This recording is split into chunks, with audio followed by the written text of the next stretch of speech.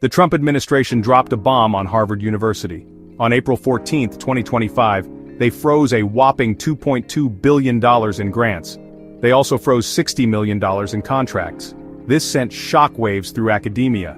It was a clear message: toe the line, or face the consequences.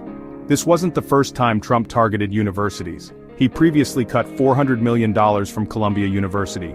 Harvard, however, was different. This was a direct attack on one of the world's most prestigious institutions. The reason for this drastic action? Harvard refused to bend to the Trump administration's demands.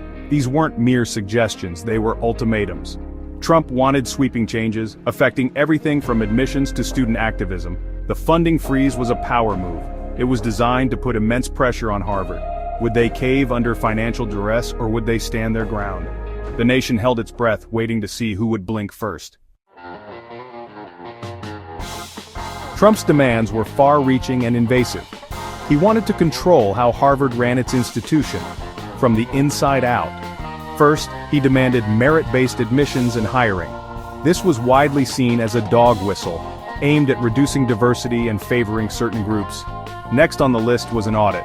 Trump wanted to examine the diversity views of students, faculty, and leadership.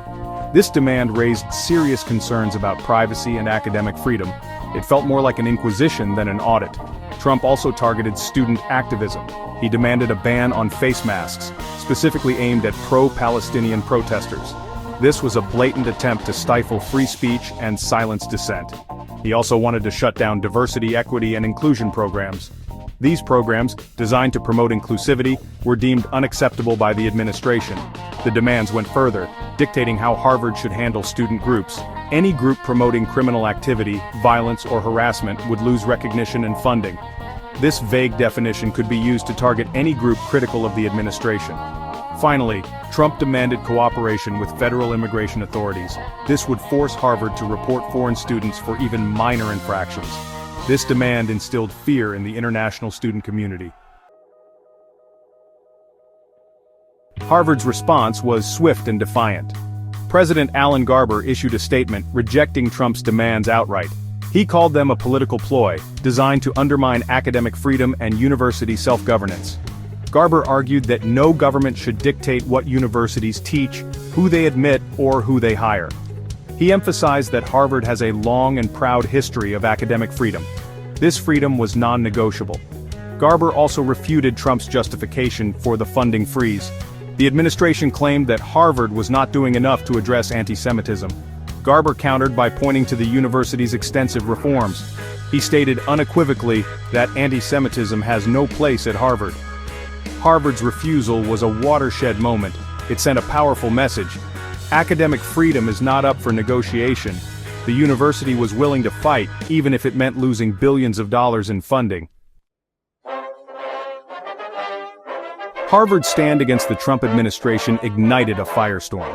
The nation watched, captivated by the high-stakes standoff. Hundreds gathered in Cambridge, Massachusetts to show their support for Harvard.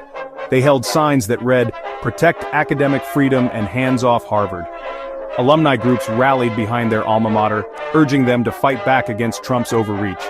They pledged their financial support, vowing to make up for any lost funding. The message was clear. Harvard was not alone in this fight. The American Association of University Professors took legal action. They filed a lawsuit challenging the funding cuts. The AAUP argued that the Trump administration had failed to follow proper procedures. They also argued that the demands were politically motivated and violated the First Amendment. Harvard's defiance had a ripple effect.